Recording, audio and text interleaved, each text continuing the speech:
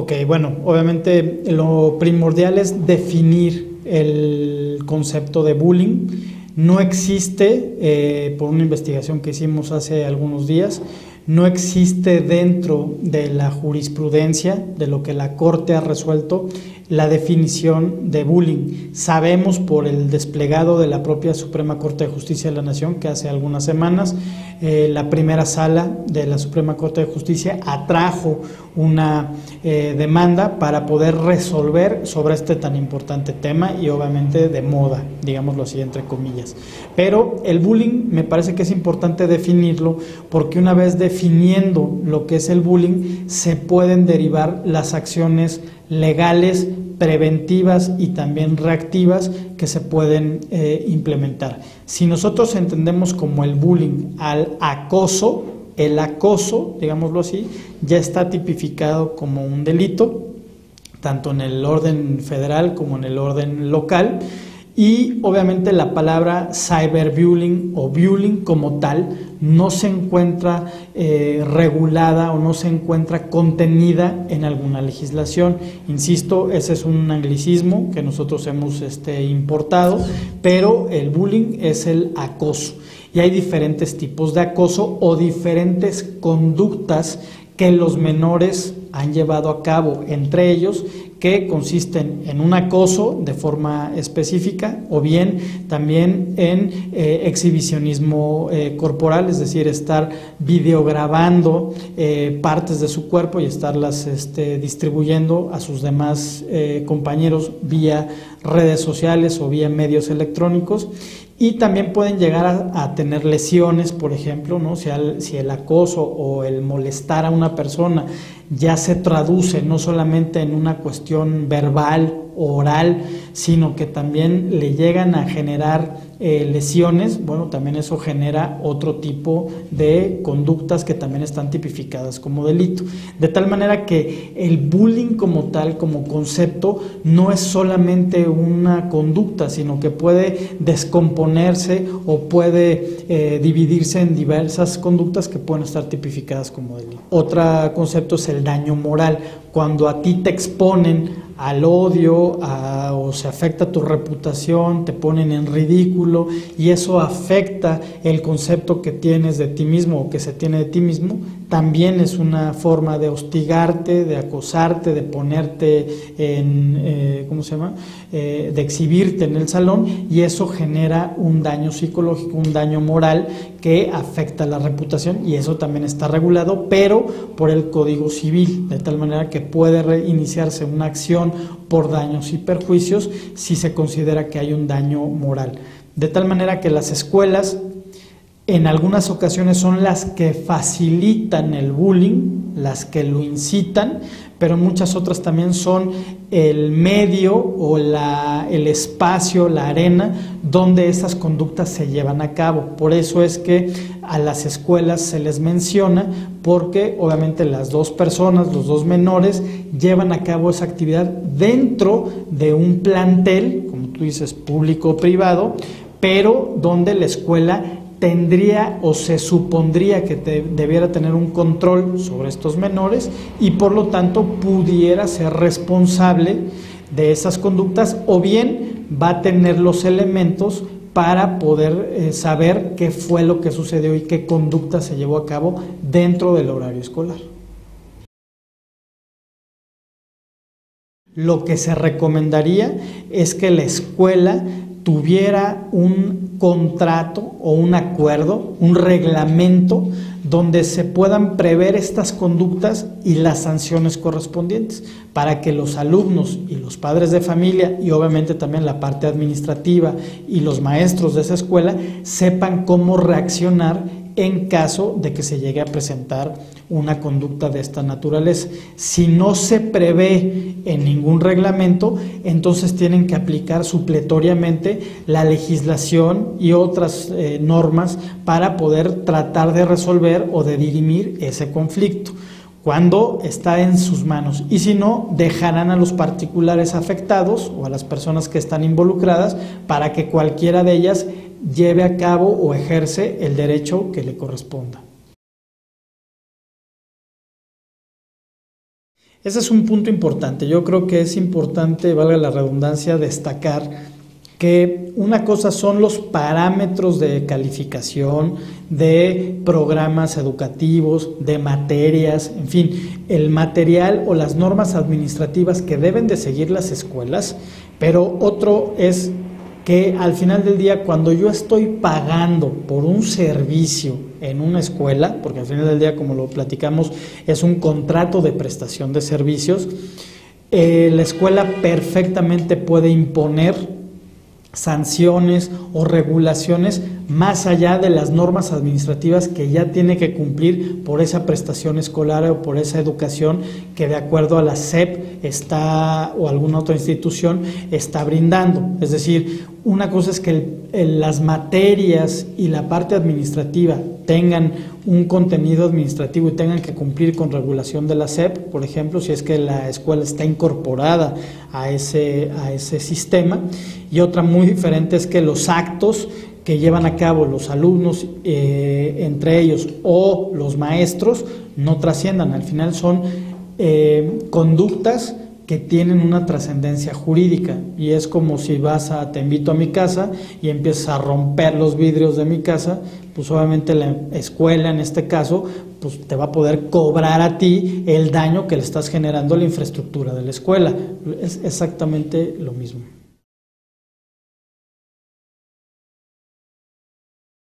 A mí me parece que hay leyes, que regulan la conducta, no el término, porque insisto, el término hoy es muy confuso, abarca muchas conductas, muchas actividades que puede llevar a cabo una persona, pero insisto, si lo vamos desglosando, podemos entender que, por ejemplo, si hay un acoso a una persona, el acoso ya está tipificado como delito. Si hay una extorsión, por ejemplo, diciendo te molesto y para que no te exhiba me tienes que pagar algo, eso se llama extorsión y también ya está tipificado. Si yo te genero una lesión, también está tipificado y además puede darse la combinación del daño moral, de tal suerte que la palabra bullying como tal no está regulada. Desde mi punto de vista no se necesita regular, porque obviamente esas conductas al final del día, o la naturaleza de esas conductas, ya están previamente clasificadas y ya están previamente reguladas. Lo que hay que hacer es escoger de ese catálogo de descripciones que existen, ver en cuál encaja el tema ya muy específico que se vaya presentando o el caso concreto. Obviamente las normas pueden actualizarse y pueden mejorarse a raíz del aprendizaje que ha habido con este tipo de fenómenos. Lo que sí creo que es importante es que hay ciertos castigos o cierto tipo de conductas que se persiguen de oficio, ¿no? Lo platicábamos, la pornografía infantil, ¿no? Que implica la reproducción, el almacenaje de imágenes sexuales o de exhibicionismo corporal, que viene tipificado en el Código Penal Federal, es un delito grave que se persigue de oficio. Entonces me parecería que lo que sí hace falta es como individualizar o jerarquizar mejor las conductas para poner agravantes y atenuantes, y obviamente que el papá o la persona agraviada, la víctima, pueda decidir si iniciar o no la acción legal que le corresponda, ¿no?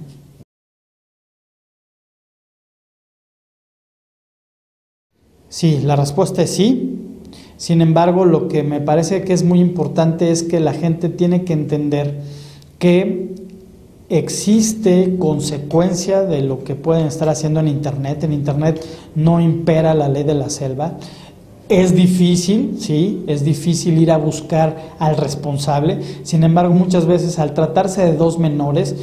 la gente sabe al final del día quién lo llevó a cabo en algunos casos. Cuando es ese tipo de conductas y se tiene previamente identificado tanto al agresor como al agredido, definitivamente se pueden tomar acciones, aunque la conducta se haya tomado o se haya llevado a cabo utilizando medios electrónicos. Es decir, si yo publico en Twitter, por ejemplo, una ofensa o una imagen que denigra a la persona o que le exhibe sexualmente, obviamente puedo yo catalogar esas conductas en algunas de las actividades que acabamos de ver y solicitar una demanda civil por reparación de daños y perjuicios o bien una denuncia penal. En fin, dependerá lo que yo quiero conseguir y cuál es mi objetivo para poder decidir qué tipo de acción legal puedo llevar a cabo. Ese es de los temas más importantes, el tiempo y los costos, ¿no? El tiempo pues pueden ser de 12 a 18 o 24 meses, porque obviamente también el agresor tiene derechos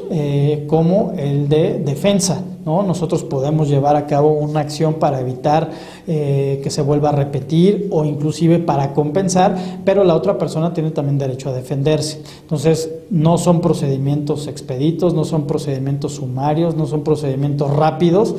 y tampoco son baratos, ¿no? Porque eso lo que implica es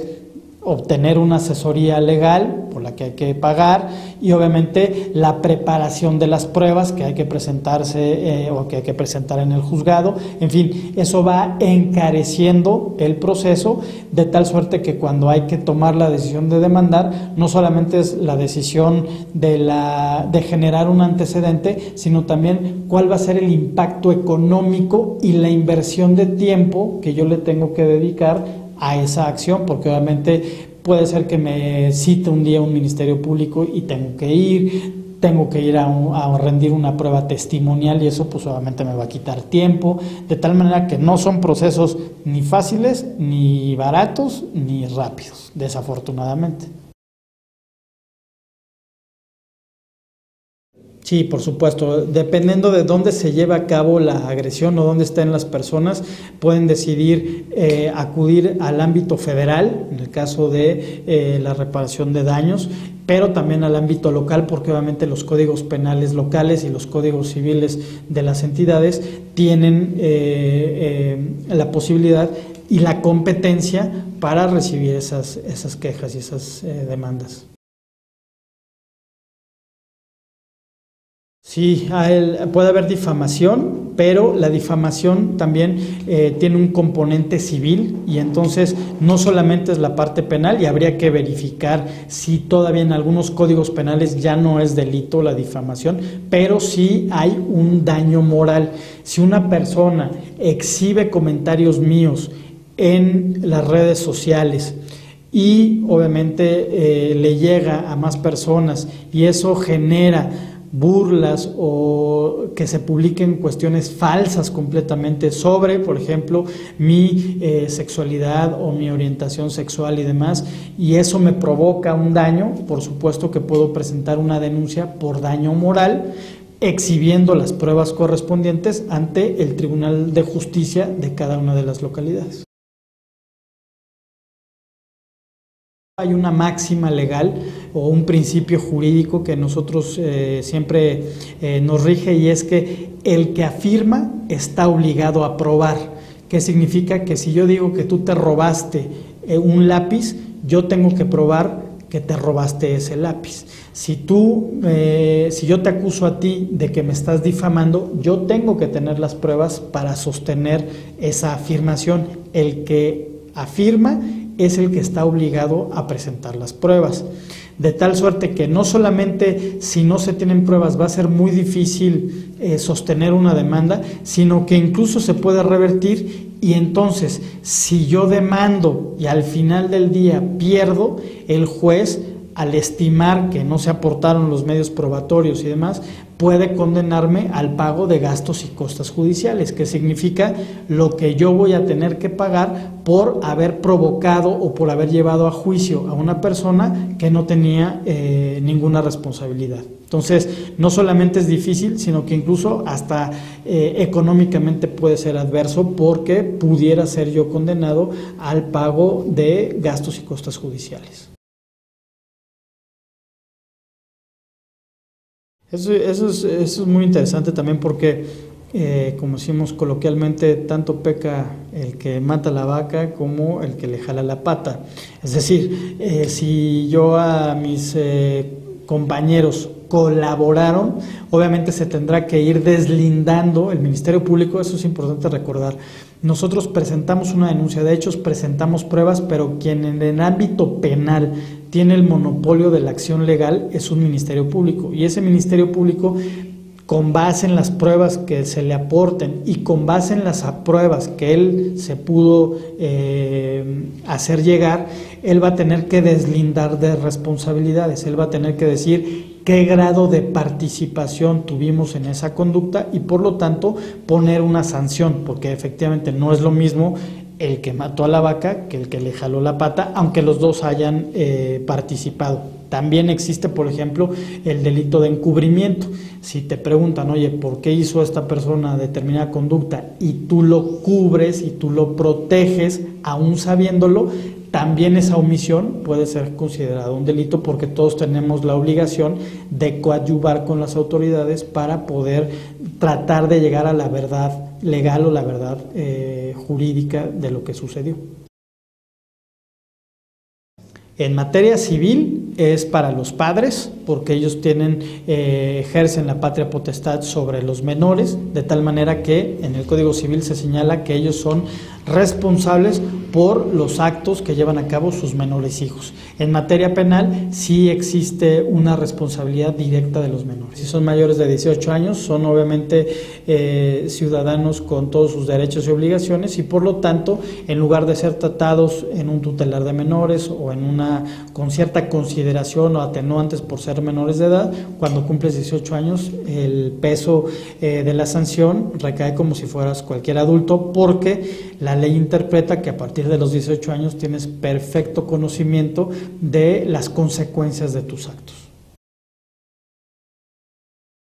Yo creo que el Internet no hay que satanizarlo, hay que entender cómo funciona Internet, qué es Internet y las bondades también que ha generado Internet. Internet ha permitido mayor penetración en la educación, mayor profundización. Hoy mucha gente tenemos más recursos de información a nuestras manos.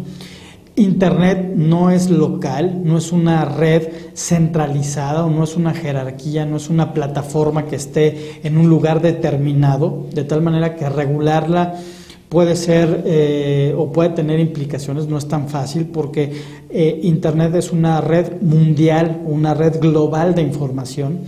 que lo que sucede es que está alimentada o está conformada de redes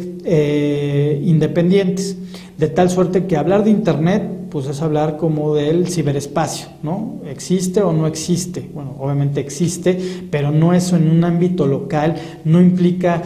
subir o bajar un switch o conectar como la red telefónica. Internet es mucho más complejo que eso, y más bien regular no creo que sea la solución, sino que a los papás se les tiene que educar y ellos mismos tienen que invertir tiempo para entender qué es el Internet, para saber qué es lo que a su hijo le gusta llevar a cabo en Internet e